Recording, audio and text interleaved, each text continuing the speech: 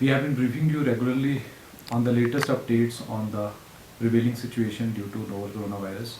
As we speak, in the Union Territory of J&K, till date, 3,146 number of travelers and persons in contact with suspected cases have been put under surveillance, out of which 2,337 are under home quarantine, 34 in hospital quarantine, 419 in home surveillance, 356 have completed their surveillance period of 28 days.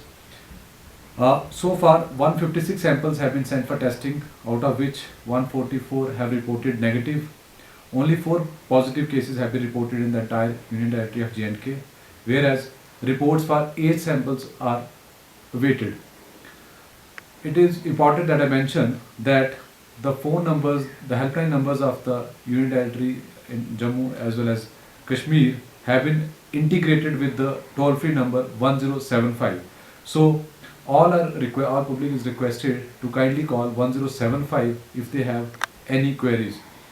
People in general are again advised to implement social distancing measures, which is the only key to prevent the spread of COVID-19 from those who are infected to those who are not.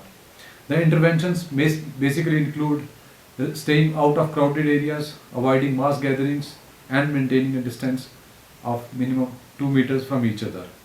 While we reiterate that there is no need to panic, public must advise unnecessary travel to places and also large gatherings. People must take all basic precautions of personal hygiene, including frequent hand washing with soap and water and observing coughing and sneezing etiquettes. If anyone has fever, cough, and difficulty in breathing, seek medical care at the earliest.